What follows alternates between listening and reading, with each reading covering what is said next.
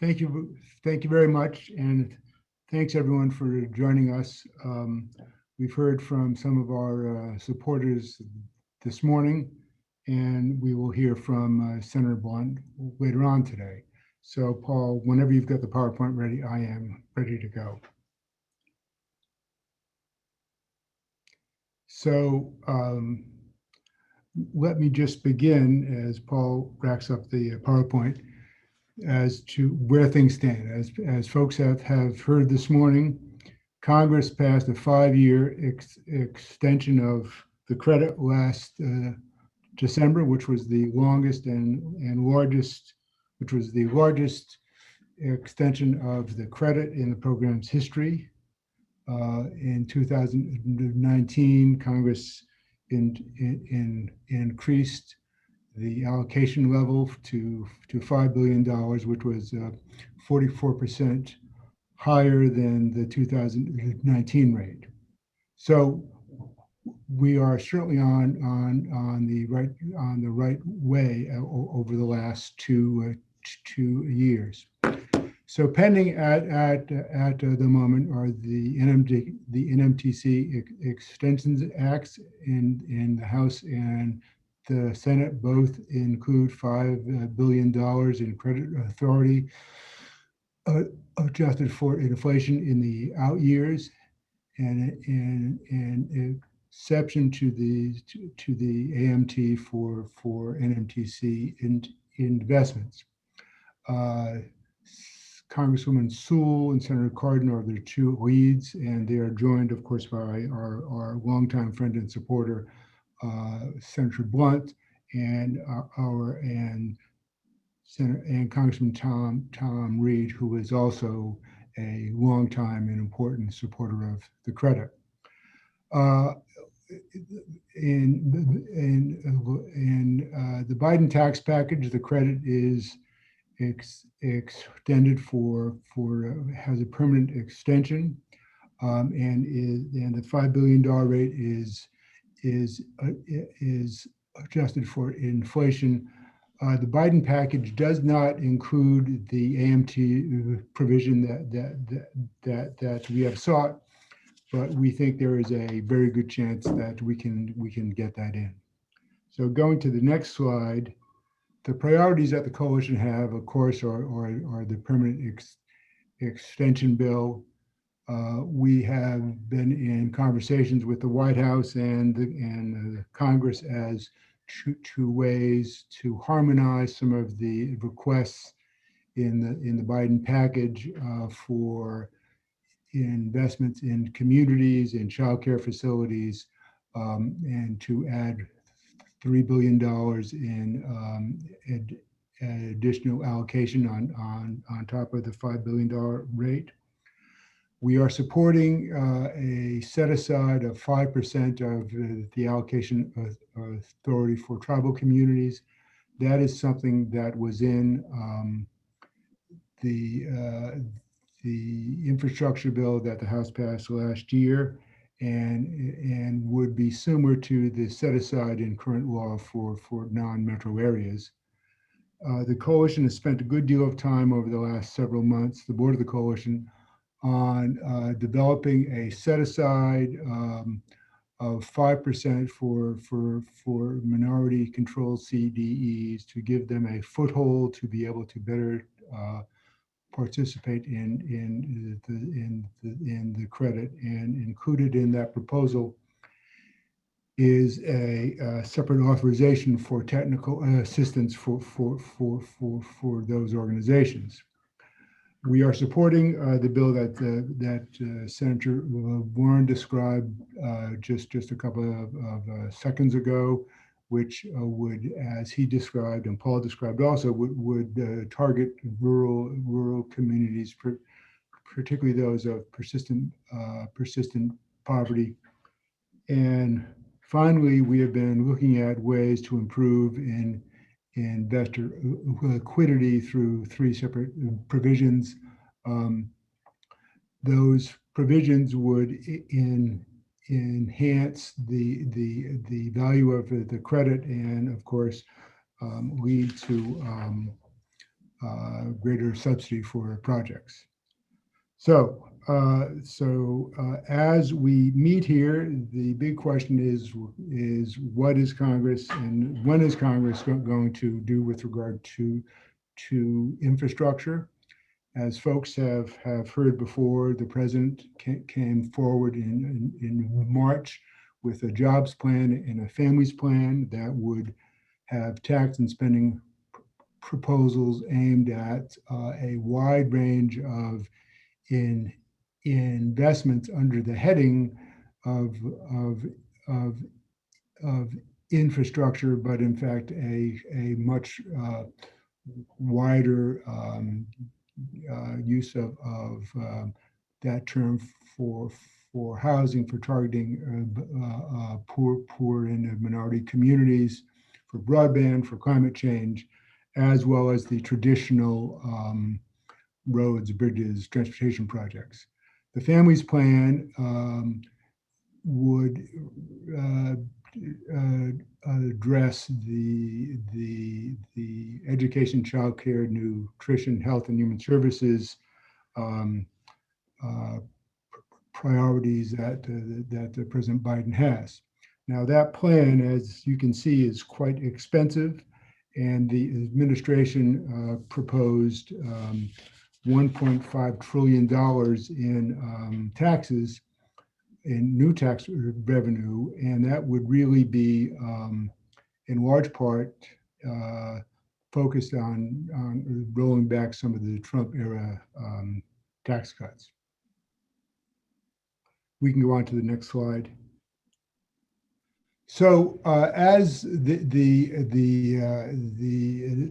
negotiations on the infrastructure package have unfolded, the president has reduced his request or his proposal from 2.3 to 1.7 trillion dollars by trimming some requests for R&D for broadband and traditional infrastructure projects, and that happened on May 24th.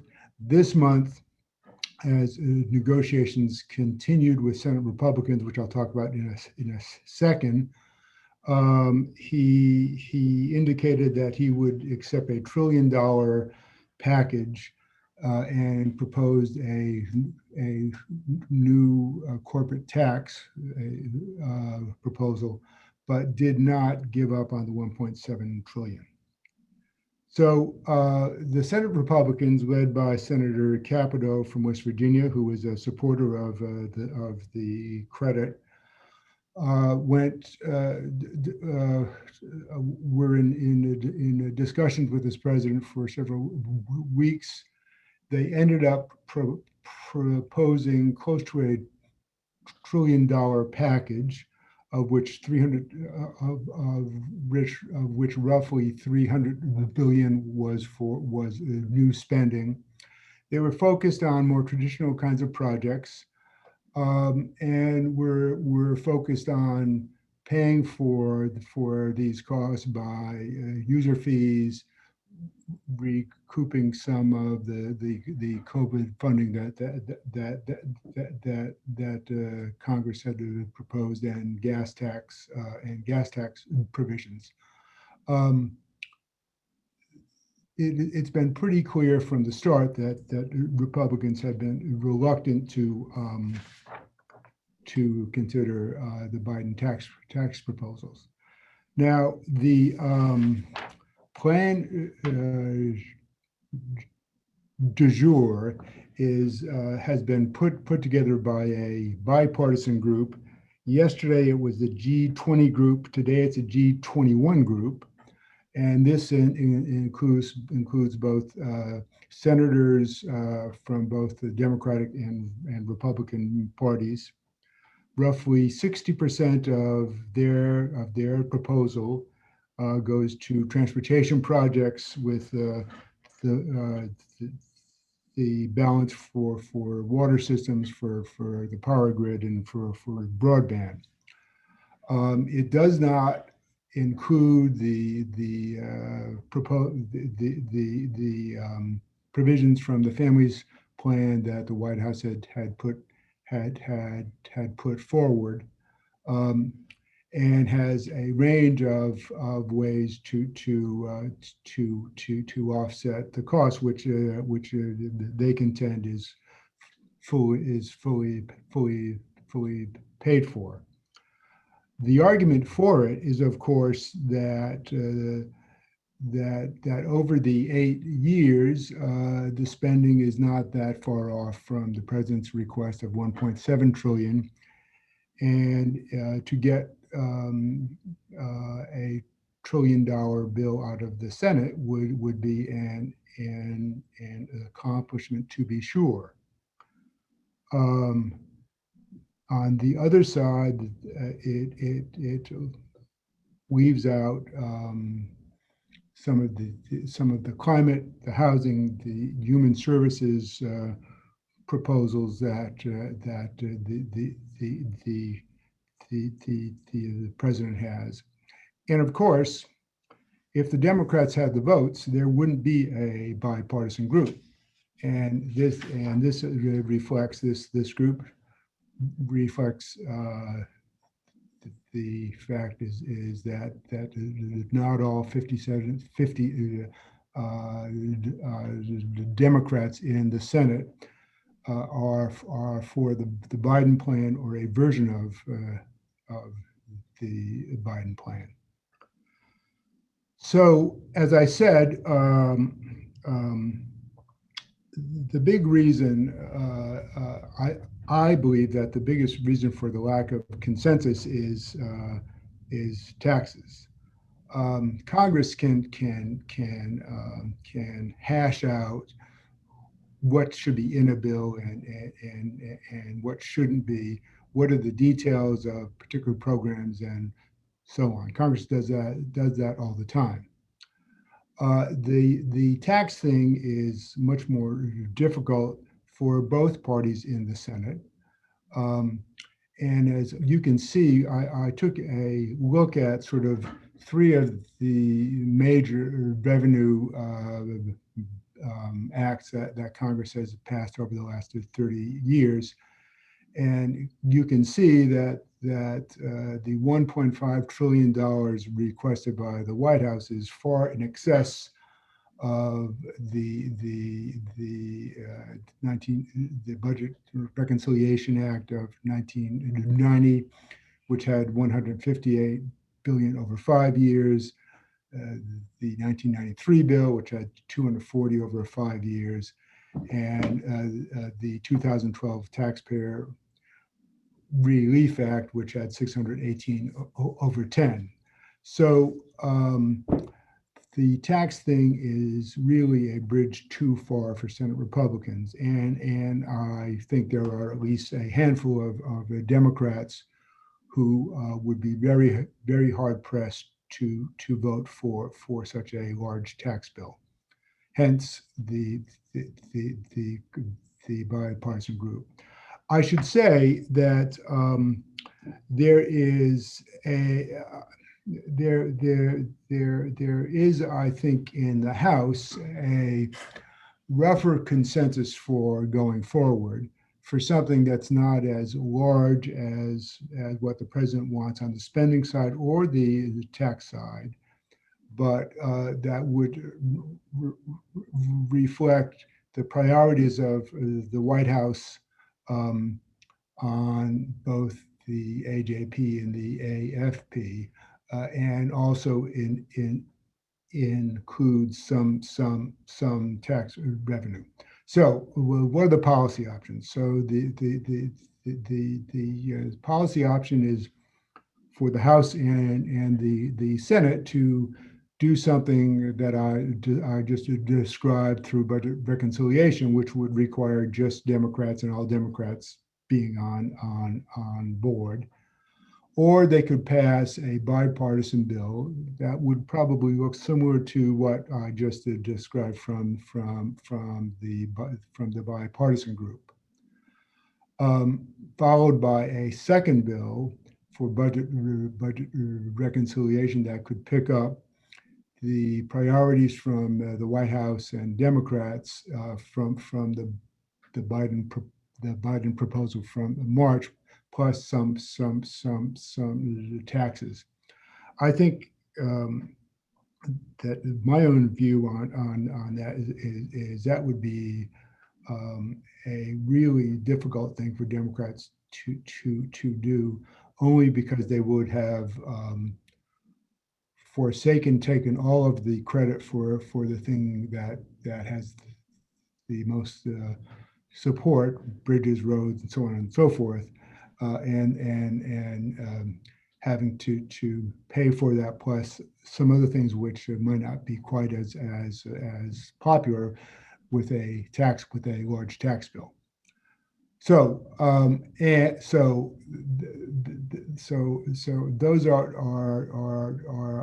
the possibilities. So before they get to that, before Congress can get to that, they have to get to a budget resolution, and then presumably budget reconciliation instructions to the committees. So the House passed their budget resolution this week. Senator Schumer has said that the Senate will take up the budget resolution and budget reconciliation in July. As you think about this, and you're thinking that this could be done by the time you get ready to go on vacation this summer, forget that. Congress is in roughly 20 days between now and the August recess.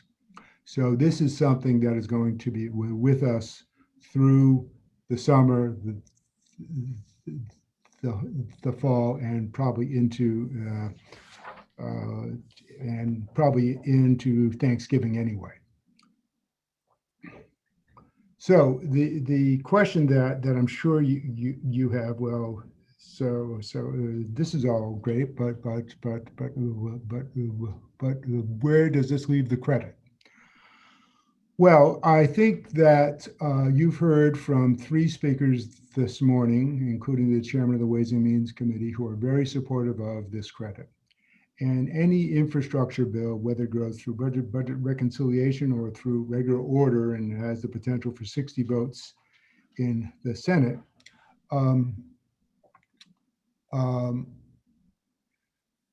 will travel through the Ways and Means Committee and the Finance Committee. And there is strong support in those committees for extending this credit, making it permanent, as well as I think some of the other things I talked about. So that's why we continue to need your help. For those of you who participated in the advocacy week that we had in May, thank you very much. We had over 100 House and Senate offices that were hit. We added co-sponsors in the House to our House and Senate bills. So we are roughly at the same pace we were at this time in the last Congress. So it is important to keep up the pressure, to keep in touch with your representatives and senators, and if they have not gotten on the bill yet, try to persuade them to do so. And we are happy to help you with connections, with setting up calls and Zooms and so forth. So just let us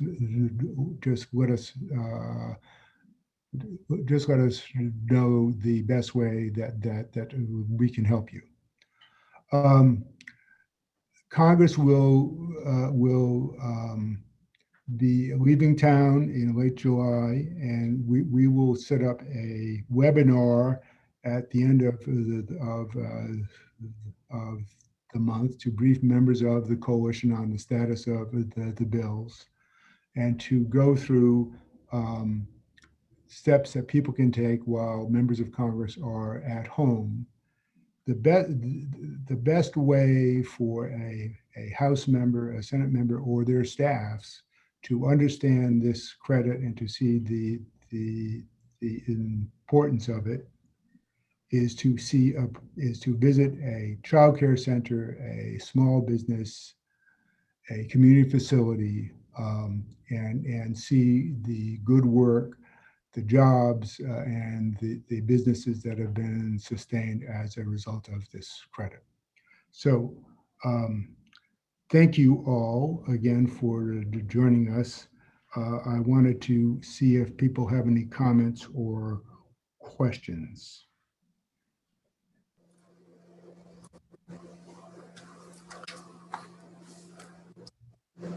Let's see if we have any questions here. I don't see any. Bob, can you tell people like what is a budget resolution? Like I just so they understand. So a budget resolution is the blueprint for spending for a fiscal year. So thus far, Congress has not passed a budget resolution for fiscal year 2022. And that would give the top line for the spending committees, the appropriations committees, as to how much they can spend. Now, the House bill, which passed this week, set it at the president's level. And the expectation is that the Senate would do the same things. For purposes of the infrastructure bill, budget reconciliation is the key bill. That takes the spending totals outside of discretionary spending, includes the spending, the mandatory requests for spending, mandatory that the president has for taxes, for tax expenditures, for childcare, for roads, bridges, etc., and sets the top level for that and instructs the authorizing committees how much they can spend. So for the Ways and Means and Finance committees, they would get a target in terms of tax expenditures and taxes that they have to, and tax revenue that they have to come up with by through modifying the tax code. Now, the importance of this for the credit in all the years that the coalition has done this, we have never been in a position where there has been a cap on tax expenditures on a bill that's extended the credit. And as the chairman said this morning, they have a lot of things that the president has requested that they have to squeeze in to a cap that they will get through budget reconciliation. So and there are several new tax provisions that the White House wants. Expansion of the low-income housing tax credit, also the permanent extension of the NMTC. So there's quite a lot of competition for a finite tax expenditure dollar. So a lot of people, when they think of budget reconciliation, the one thing you do need to know, 51 votes. That's the the difference right between that. But there's one other thing, the Byrd rule. Do you want to describe that? You know, the bird bath, as they call it. So the way that budget reconciliation operates is that it is designed to cut spending to increase spending, cut taxes or increase taxes. Now, between between the first time the budget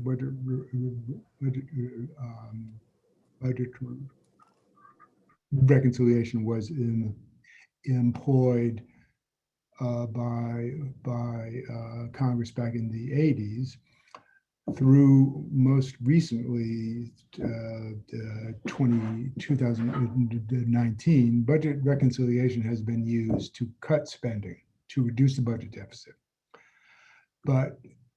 And over the last 2 or 3 years, because of the pandemic, budget reconciliation has been used to increase spending. What's important is that the Byrd rule in particular, which applies to the Senate, requires that only provisions that relate to spending increases or decreases, tax increases or decreases, can be in the bill.